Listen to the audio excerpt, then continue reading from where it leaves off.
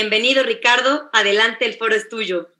Muchas gracias, Scarlett. Debemos empezar hablando de qué estamos viendo hoy. Por ejemplo, vemos que hay todo un movimiento internacional que cuestiona precisamente desde la llegada de los europeos a América y que cuestiona también, lógicamente, lo que le llaman la conquista de toda América por parte de los europeos.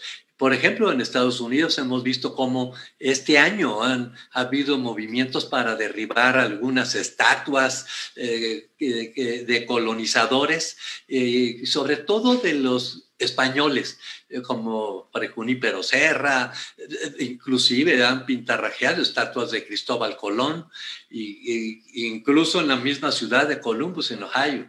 Y esto pues nos habla de que este es un tema que termina siendo global. Y aquí es donde debiéramos nosotros pues empezar a entender lo que está sucediendo, porque vemos que aquí en México, precisamente hoy, está el tema de si la estatua de Cristóbal Colón sobre la avenida Reforma, el Paseo de la Reforma, algo tan emblemático que tiene más de 100 años, porque esto viene de 1876, creo que fue puesta en ese lugar cuando todavía no existía Paseo de la Reforma. Existen los cuestionamientos de políticos también, legisladores principalmente, de si debieran cambiarse todas las calles de nombre que tengan el de Cortés, el de Hernán Cortés, el de Cristóbal Colón. Y esto nos habla de lo importante que va a terminar siendo por el contenido emocional que trae este tema. Porque esto es de lo que tenemos que hablar. Trae todo unos significados que definitivamente, pues la historia nos habla de eso, porque también entendamos, la historia siempre se ha dicho que ha sido construida por los ganadores. Yo creo que la historia la están reinventando los gobiernos desde hace cientos de años, cada vez que llegan con una visión diferente. Y ahorita en estas épocas, en estos últimos 2 siglos quizá, la narrativa ha cambiado. Ha respondido siempre a las expectativas políticas, porque hay que también entender algo, que esto significa manipulación emocional de la gente, porque toca algo fundamental para todos los ciudadanos.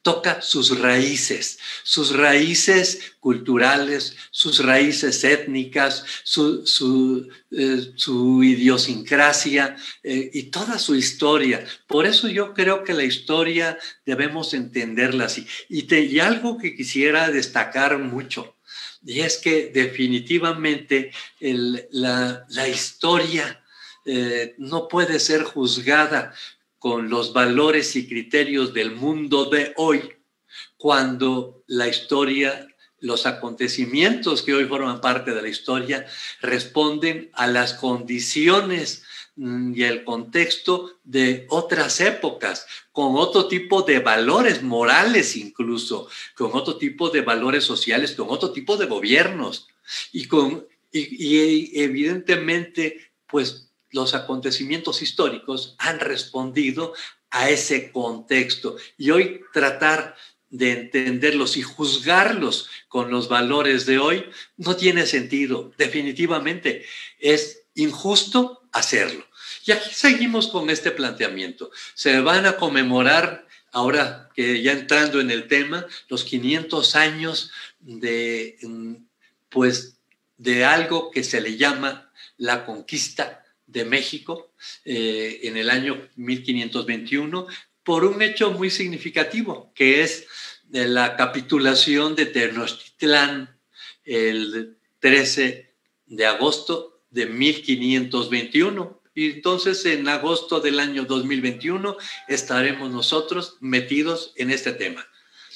Aquí hay que considerar algo que nadie está viendo, por lo menos no los consultores, no la gente que está en los medios, es que esto va a coincidir con las elecciones intermedias de México, las elecciones en las cuales se van a renovar gubernaturas, algunas alcaldías, se va a renovar incluso el Congreso, y el gran reto es del partido que hoy tiene mayoría, que es Morena, es conservar sus curules. Y en todo este embrollo político de campañas electorales, donde todos van a tratar de buscar cómo seducir a los electores con temas emocionales, pues evidentemente que lo que tiene que ver con la conquista va a terminar siendo algo muy sensible para los mexicanos, porque los mexicanos tenemos 500 años sin haber digerido todavía qué fue lo que sucedió en esa época, en esos años, en 1520, 1521, porque la historia nos las han ido acomodando los diferentes gobiernos de hace más de 100 años a ciertas circunstancias. Y aquí es por lo que se vuelve fundamental tratar de entender qué realmente es un mito en la historia de México respecto a la conquista y qué es lo que sí sucedió. Porque eso es lo relevante, porque eso es lo que nos va a permitir construir una narrativa ante todos los mexicanos. Y aquí yo quisiera hablar precisamente de este tema, de que definitivamente tenemos que, pues, referir lo que tú misma decías, Scarlett, cuando iniciaste la presentación, pues que hay unas cartas que mandó el presidente López Obrador al rey de España pidiéndole que hubiera un ofrecimiento de disculpas hacia México, hacia el México de hoy, ofrecerles disculpas a España por algo que sucedió hace 500 años. Pero también lo mismo se hizo con el Papa. El Papa Francisco ha recibido también estas mismas cartas pidiéndole que la Iglesia Católica ofrezca disculpas. Por eso es que el planteamiento que quiero compartirles es: no podemos juzgar lo que sucedió hace 500 años, que responde a otras realidades, a otros valores sociales y a otros valores morales. Y aquí entremos entonces en este tema tan importante. Entonces estábamos hablando de esta cosa tan importante que es este rechazo, porque cuando hablamos del mundo indígena, evidentemente, estamos hablando de la época de esplendor de Tenochtitlán, de los mayas. Y eso nos da mucho orgullo a los mexicanos. Pero sin embargo, cuando hablamos del indigenismo en el mundo de hoy, lo asociamos con pobreza, con ausencia de apoyos. Hablamos de las artesanías como algo de poco valor económico, y ahí es donde termina siendo injusta y tan sensible esto que estamos viendo que va a venir el próximo año, porque vamos a mezclar sentimientos, y esto a final de cuentas se manifiesta en dos partes.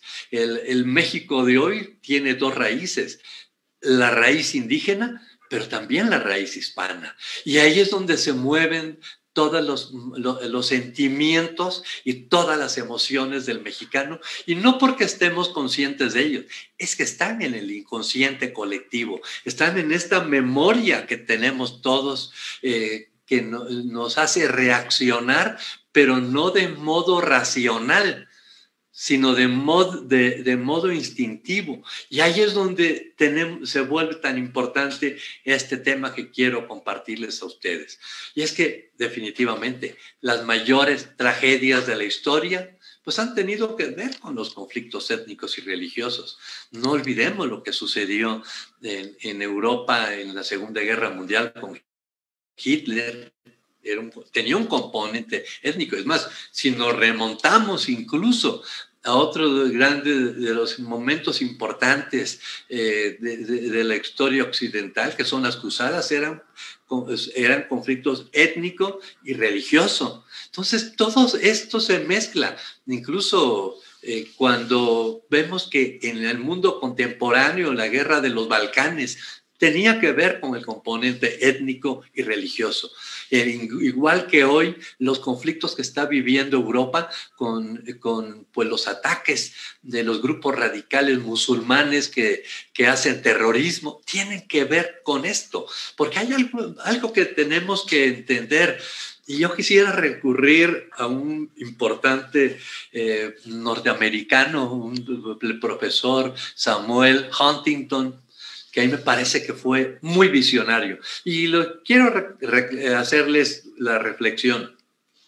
Cuando el mundo estaba hablando de cómo se había caído la Unión Soviética y se había caído el muro de Berlín, sobre todo, y nos estábamos integrando en la globalización, hubo autores que pensaron que era el fin de la historia como la conocíamos y que definitivamente venían épocas de bonanza, venían unos grandes momentos en los cuales la humanidad se uniría emocionalmente, muchas cosas. Samuel Huntington hizo notar con este libro que se llama The Clash of Civilizations, que definitivamente vendrían momentos de un choque de civilizaciones, y lo estamos viendo. ¿Cómo? Y nada más para recordar algo, cómo si el mundo islámico en la segunda mitad del siglo XX se integró al mundo occidental, y los jeques y los grandes, la aristocracia del mundo árabe mandaba a sus hijos a estudiar a Inglaterra, Estados Unidos, Francia, por decir unos cuantos países, y se casaban con mujeres de esos lugares. Hemos visto cómo conforme ha ido avanzando la globalización, ha venido dándose un choque de civilizaciones, un rescate de las raíces originales, y esto está sucediendo en todo el mundo. Y esto es lo que debiéramos entender que está pasando. O sea, y Samuel Huntington de eso hablaba, de cómo a partir de los choques culturales, pero yo diría que no solamente son culturales, son también étnicos y son religiosos, estos choques que pues generan conflictos. Hoy vemos continuamente cómo en Europa, si no es Bélgica, termina siendo Inglaterra, si no Francia. Ahorita en Francia hace poco hubo, recordarán ustedes, un acto terrorista de un muchacho musulmán, y todo esto nos habla de que estamos viendo estos temas de que esta integración que es económica y política que nos da la globalización trae un componente de un fenómeno contracultural de búsqueda de las raíces. Y esto empieza a generar diferencias. Y ya las empezamos a ver incluso en la comunidad europea, como el mismo Inglaterra se salió de la comunidad, el intento de los catalanes por salirse de España, y vemos que puede empezar a suceder esto. Ahora, aquí en México, cuando entremos de lleno en el tema indígena, hay que estar a la expectativa, y por eso se vuelve importante que encontremos los ciudadanos que tratamos de estar al margen de la política y que quisiéramos ver los temas desde una perspectiva social de conciliación, de convivencia, de asimilación, de aceptación. Pues tenemos que ver cómo cambiar la narrativa que por ahí se ve de conflicto hacia una narrativa positiva. Y por esto he hecho la reflexión sobre lo que decía Samuel Huntington, quien también, y quiero recordarles, y realizó un libro muy importante que dice que, bueno, pues le dice a los norteamericanos, who are we? O sea, ¿quiénes somos nosotros? ¿Por qué? Porque todo este choque de transculturización que viene del exterior hacia Estados Unidos está impactando el estilo de vida, las costumbres, los hábitos, la comida incluso, y muchas actividades cotidianas ya son diferentes porque estamos viviendo la era de la globalización. Y entonces habría que hablar ya de entrada del tema de lo que se llama la conquista. El origen del mexicano, o sea, como una identidad nacional, es un origen impuro. Realmente será como nos dicen, de violencia sexual, abuso sobre la mujer indígena. ¿Habrá sido siempre así? ¿Realmente había esta mala actitud de los españoles al llegar a América? Yo pondría también y diría, recordemos algo que es muy importante. Los españoles apenas en 1492, cuando Colón estaba descubriendo lo que hoy es América, pues apenas en ese año se acababa de hacer la reconquista de Granada, que fue el último reducto que tenían los musulmanes en España, en la península ibérica. Fue esa reconquista concretada en la expulsión de Granada de todo el ejército musulmán, pues definitivamente marcó el parteaguas. Entonces, estamos hablando de que esos eran los tiempos. Ellos incluso no tuvieron como los mexicanos, que tuvimos 300 años de convertirnos en una colonia española, y todos los latinoamericanos. Ellos lo tuvieron más de 700 años. Y entonces todo esto cambió también la mentalidad de los españoles. Por eso hablamos de que hay por ahí algo que le llaman los españoles la leyenda negra, ¿no? Y es todo esto de la forma en que se empezó a ensuciar la imagen de esos tiempos. Y de eso es lo que estamos tratando de evitar. ¿Qué ha sucedido a partir de la forma en que se ha estado relatando y narrando la historia de la conquista? Pues se habla de una derrota crónica. Cuando hablamos definitivamente de la capitulación de Tenochtitlán, estamos refiriéndonos a una derrota de los locales, de la gente, de los pueblos originarios, como si fuera un solo pueblo que fue derrotado frente a una invasión extranjera. Y esto lo traemos arrastrando y nos genera esta sensación, aún a 500 años de distancia, esa sensación de una derrota crónica con un sentimiento de inferioridad.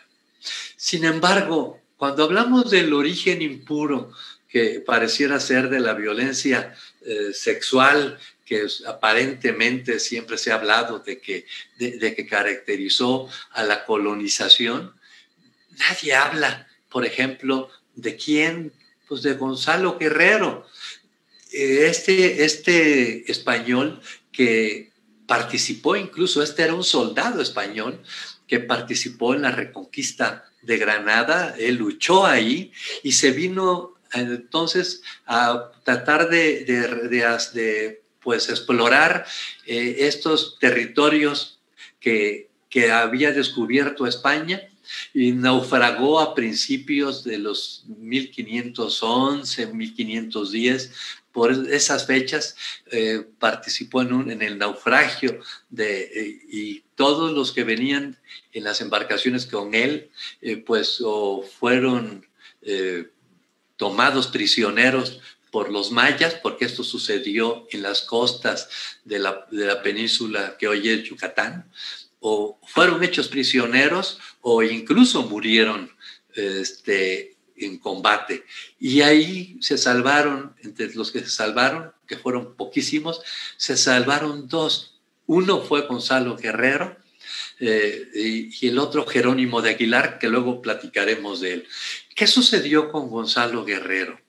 Gonzalo Guerrero hoy significa este nacimiento de la familia mexicana, es el símbolo de la familia mexicana a partir de la conquista. Gonzalo Guerrero terminó siendo hecho esclavo por una tribu maya, pero igual que Jerónimo de Aguilar, pero Gonzalo Guerrero tuvo la fortuna de que la hija del cacique se enamorase de él y terminaron uniéndose. Él asimiló la cultura maya, tuvieron hijos, se formaron una familia. Y cuando llegó Hernán Cortés a las costas, que ese fue el origen realmente de Hernán Cortés, él no venía a conquistar. Cuando salió de Cuba, él no traía esa idea. Salió con 500 hombres, pero venían a explorar y a rescatar incluso a los españoles que se hubieran quedado varados en estas tierras desconocidas y también haber oportunidades comerciales. Recordemos que en esas épocas no se sabía que este era un continente nuevo. ¿Y qué sucedió cuando alguien le dice a Hernán Cortés que había dos hispanos a unos cuantos kilómetros? Manda a buscarlos y Jerónimo de Aguilar sí acepta reinsertarse al mundo español y se une a la expedición de Cortés y termina siendo su traductor con respecto al idioma maya. Pero Jerónimo de Aguilar dice, es que mi mundo es tengo esposa, tengo hijos, y le manda con Jerónimo de Aguilar a decir a Hernán Cortés que él no iba ya a regresar a la vida de antes porque ya había creado una familia. Y esto tiene un gran simbolismo, porque Jerónimo de Aguilar, porque Gonzalo Guerrero terminó siendo cacique de la tribu maya cuando murió su suegro, enseñó a los guerreros mayas que estaban bajo su dominio a luchar con tácticas y técnicas de combate europeas, y murió atravesado por una flecha española muchos años después, en 1536. Entonces, esto de hablar de que de la violencia, hubo muchos casos, muchos de los españoles que traían esta idea de convivir con los musulmanes, pues no se les complicó juntarse con las mujeres indígenas y empezar a crear familias. Y esto no está entendido hoy, y ahí es donde tenemos que entrar. ¿Cuál es la realidad a final de cuentas? ¿Quiénes eran los conquistadores? Los conquistadores, tendremos que decirlo, eran gente que a final de cuentas, pues con Cortés llegaron 500 hombres, con 15 caballos, 16 cañones. Después que llegó Pánfilo de Narváez a apresarlo por órdenes de Diego Velázquez, el gobernador de Cuba, porque pues se había independizado de él y había tratado de buscar ser aceptado por el rey de España, y que su misión cambiase más allá de la exploración. Pues entonces derrotó a la gente de Pánfilo de Narváez en Veracruz, pero eso le ayudó a tener más soldados. Y entonces, cuando entra el asedio sobre Tenochtitlán, no eran más de 850 soldados, que incluso tenemos que decirlo, pues eran gente, los que llegaron con él eran gente que venía a hacer fortuna, pero no eran soldados. Hay un libro fantástico que se llama 1519, Los hombres de Cortés, de una española, de María del Carmen Martínez, editado por una universidad española, este libro. Ella revisó los documentos y descubrió que cuando se fundó la ciudad de Veracruz, firmaron de los 500, 350, que en esa época que una persona supiese leer y escribir, se consideraba que era alguien con educación y con cierto nivel cultural para la época. Entonces esto quiere decir que eran gente de la nobleza baja, que pues al no tener oportunidades en España, pues venían a descubrir, a buscar nuevas oportunidades para ser alguien. Y esos eran los conquistadores que llegaron. Por eso insisto que no eran gente que ni los habían liberado de las cárceles para que llegaran ni nada de esto, como se ha dicho generalmente. ¿Quién fue Cortés? Hernán Cortés, a final de cuentas, era un hombre con cierto nivel de cultura, había estudiado Derecho. Yo creo, estoy convencido de que él, más que un guerrero, más que un soldado, más que un militar, fue un gran estratega, un hombre que traía una gran vocación política, un gran liderazgo, alguien que supo ganarse la confianza y la buena voluntad de los primeros caciques que conoció, como eran, por ejemplo,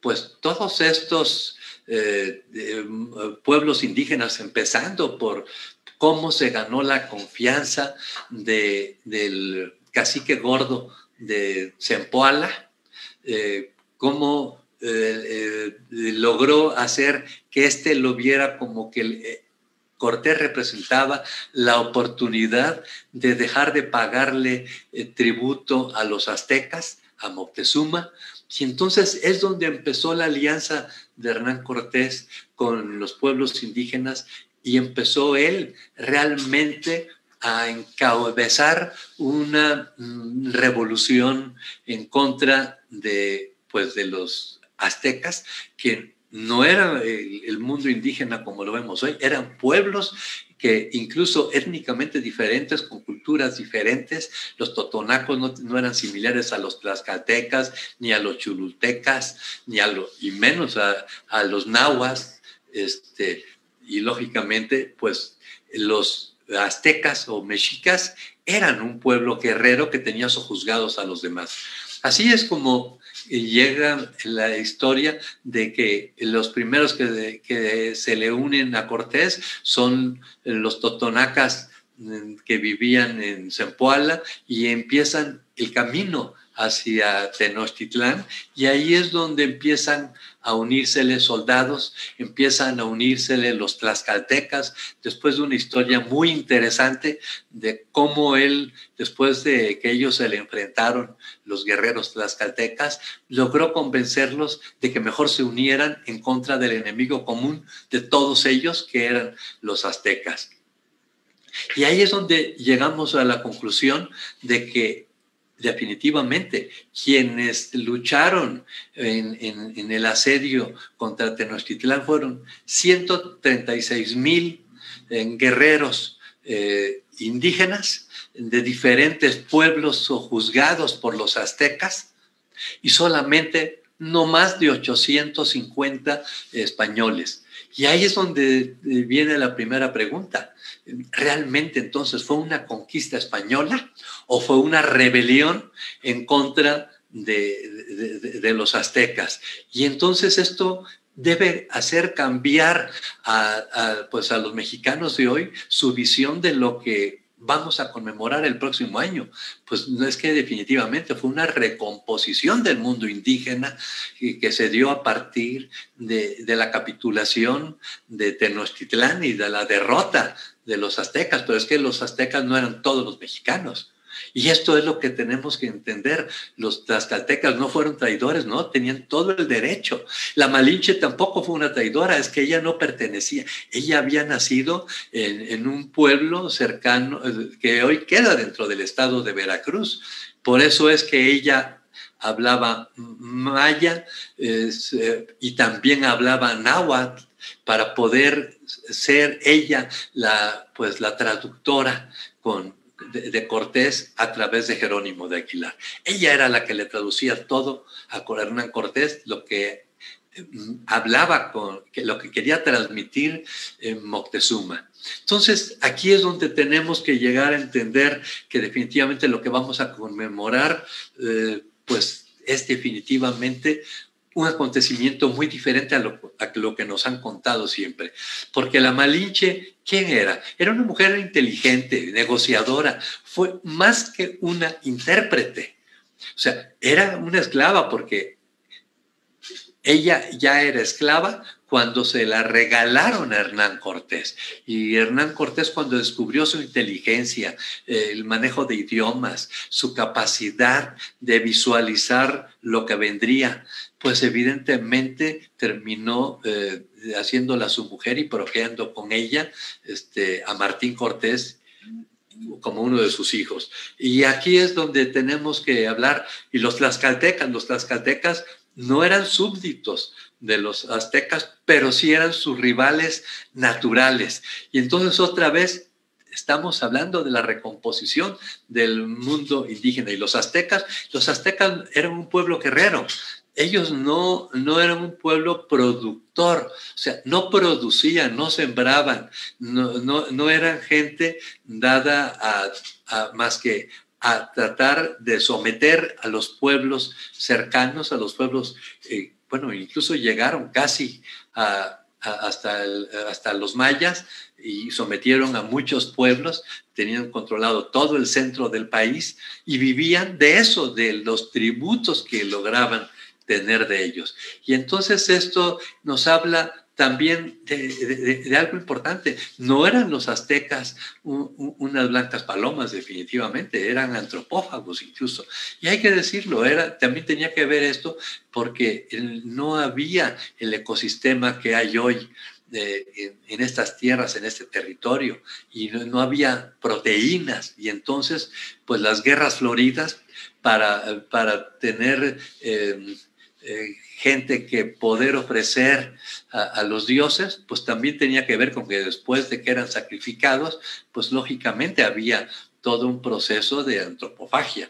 Y esto nos debe llevar a entender que con la llegada del mundo occidental y la cultura occidental, más Hernán Cortés, lo primero que hizo para evitar la antropofagia fue mandar a traer cerdos de Cuba y reconvertir la alimentación de los pueblos locales. Y por eso primero fueron cerdos, después habrá traído vacas y otro tipo de animales para poder pues definitivamente cambiar la educación alimenticia de nuestra gente. Y aquí tendríamos que entender algo.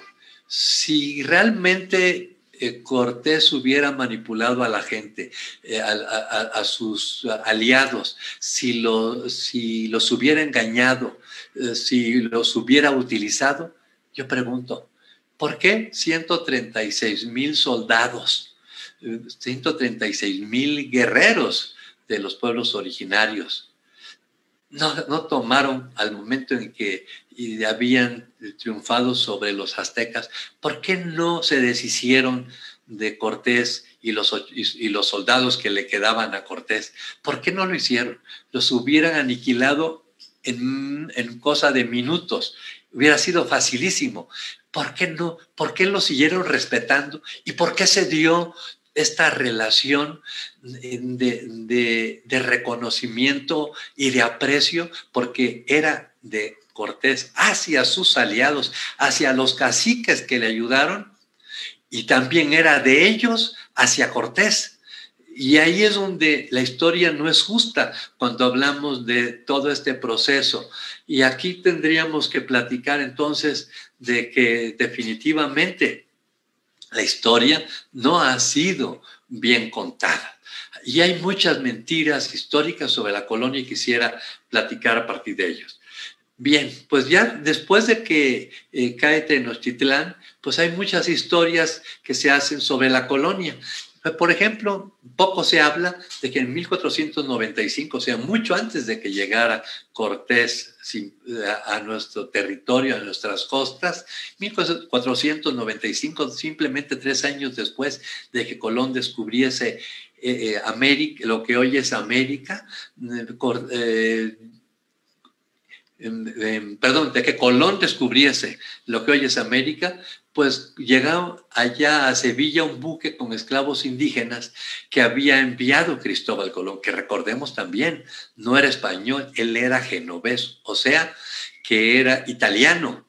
Bueno, pues Colón mandó 500 esclavos, pero que eran indígenas, y la reina Isabel apenas supo eso, mandó liberarlos y que los repatriaran con sus familias, y prohibió a partir de ese momento que se hicieran esclavos a los originarios de los pueblos que ellos iban a ir descubriendo y quizá colonizando. Y los españoles en esa época se vieron más como colonizadores que como conquistadores. Y esto habla de lo que pasó. Después, en 1540, el rey Carlos I, que es más famoso como Carlos V, pero en realidad era Carlos I de España, y Carlos V de Alemania, porque además, por razones de sangre, él terminó siendo el rey que creó todo un imperio que abarcaba también los Países Bajos, Bélgica, toda esta región.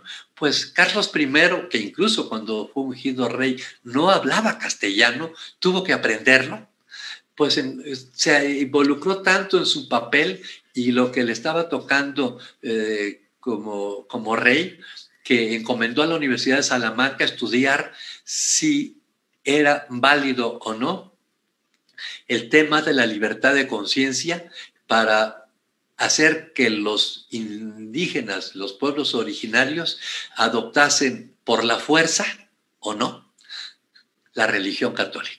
¿Y qué fue lo que sucedió después de esto? Pues que los juristas de la Universidad de Salamanca le hicieron ver que no había, que las bases, la esencia de la religión católica no aceptaría pues imponer una religión. Tenía que lograrse lo que era la evangelización, o sea, que por libre albedrío los moradores de estos territorios nuevos aceptasen y quisieran adoptar la religión católica.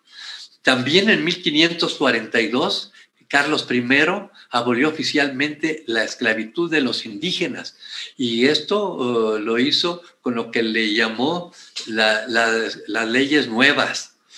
También en todo este cambio que propició Carlos I, por ejemplo, en 1549 prohibió el trabajo. Bueno, hay que decirlo también antes de hablar de Carlos I. La reina Isabel definitivamente determinó que la propiedad de la tierra era de los indígenas, tal y como hubiese sido la propiedad antes de la llegada de los españoles. Por esa razón es que en realidad en los primeros tiempos de la colonización hubo toda esta reconocimiento entre Cortés y los caciques, porque la corona española permitió que los pueblos indígenas siguieran teniendo la posesión de las tierras que tenían antes, nada más que de una forma libre, y lógicamente, como sucede incluso en el mundo de hoy, pagaban unos impuestos. Pero esto fue determinante. No se les expropiaron las tierras, no es cierto.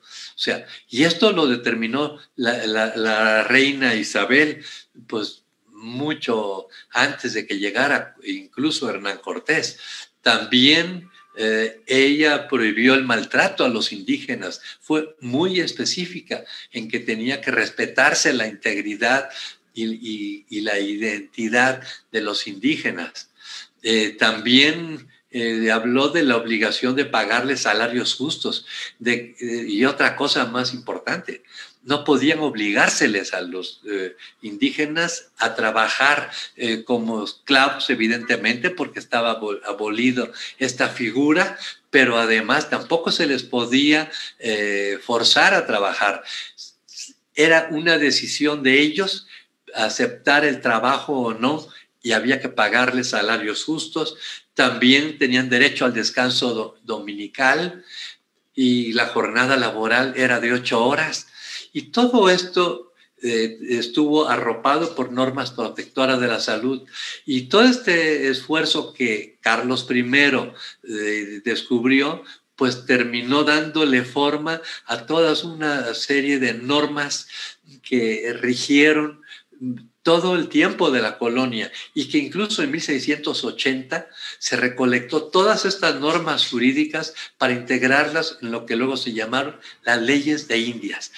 Y cuando hablamos de 1680 todavía pasaron más de 120, 130 años de colonia en que siguió operando todo esto. Esto no quiere decir que no hubiera habido gente que incluso hoy, o sea, hoy sucede, o sea, que existan las leyes no significa que toda la gente las cumpla. Hoy incluso la delincuencia, pues se brinca las leyes que hoy forman parte de nuestra Constitución y de nuestro sistema jurídico. Bueno, pues igual debe haber sucedido en la época de la colonia, pero lo que hay que aclarar es, no se puede decir que la corona española hubiese aceptado y no hubiera legislado la protección del mundo indígena.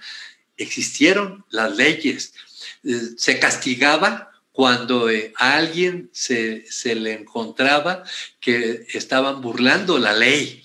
O sea, a los españoles que cuando había alguna reclamación o una acusación, se les castigaba según la ley, porque ellos no podían abusar de los pueblos originarios. Pero definitivamente, pues, eso ha sucedido en toda la historia de la humanidad. Después vinieron ya en el México independiente, por ejemplo, Lucas Alamán, pues le dio un enfoque de hispanidad a la descripción de lo que había sucedido, de todo esto de lo que les he platicado. Sin embargo, otro gran intelectual que fue don Carlos María Bustamante fue más de reivindicacionista del mundo indígena, y esa es la visión que permanece hasta hoy.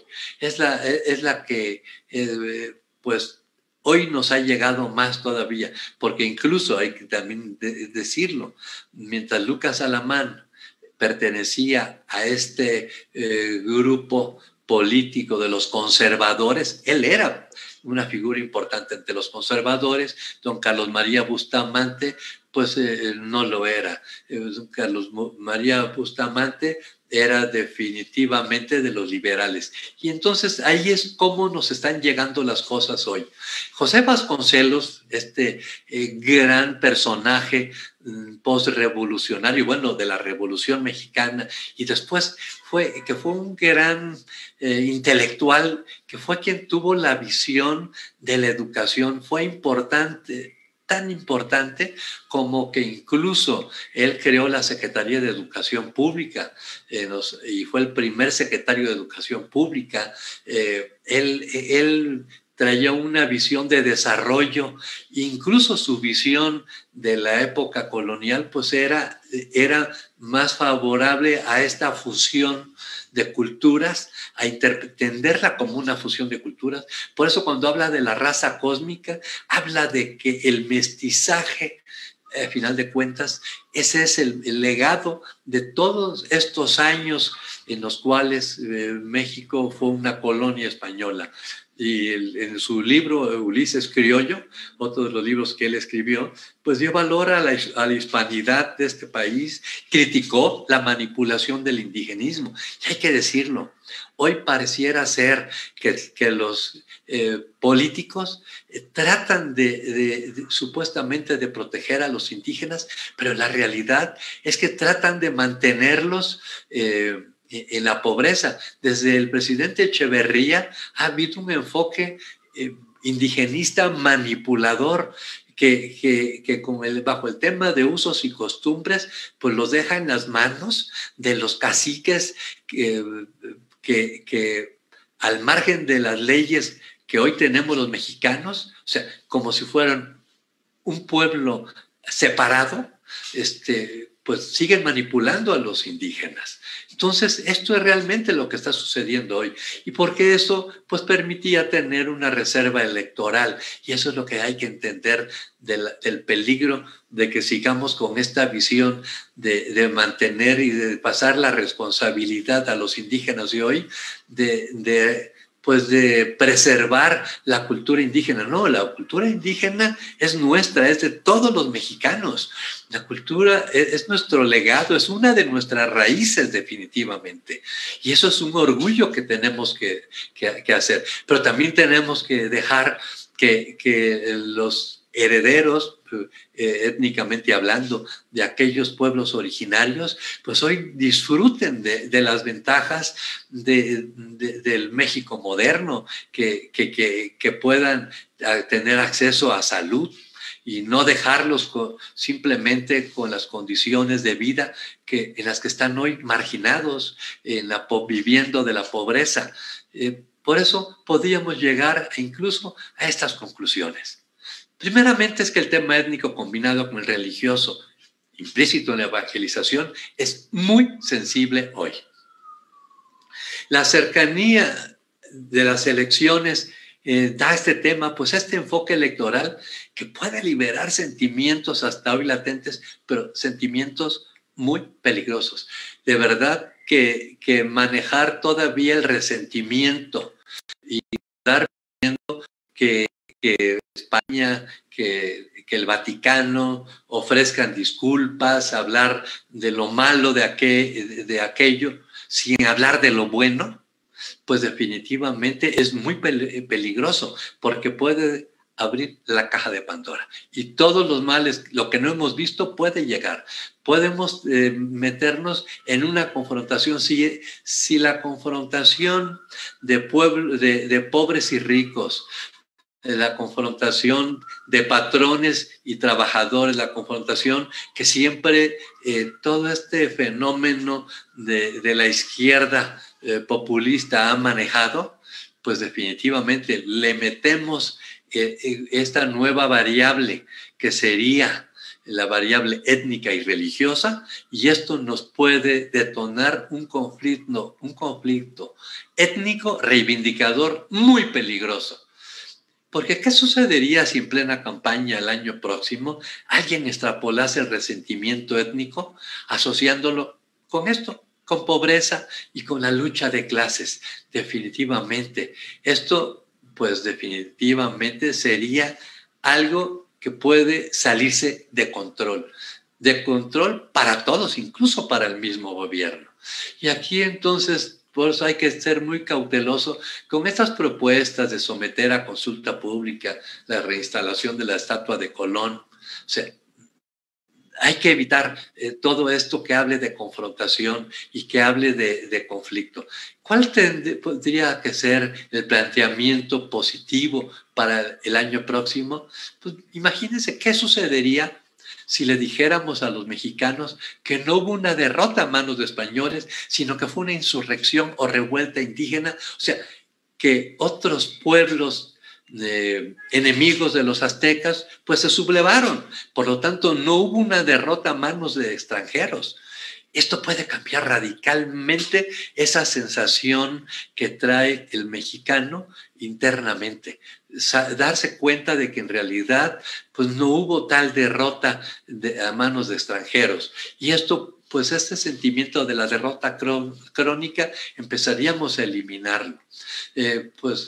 Explicándoles que, a final de cuentas, que Cortés haya encabezado, y esto hay que decirlo, que Cortés haya encabezado esta insurrección con sus 850 soldados, por llamarle así, pero con un ejército compuesto por 136,000 guerreros, pues de lo que nos habla es de que es como en el fútbol. O sea, la nacionalidad del director técnico en un mundial de fútbol no es lo que determina cuál es el país que gana el mundial. O sea, los que determinan quiénes triunfaron son los jugadores que estaban en la cancha y que estuvieron luchando contra la selección de otro país.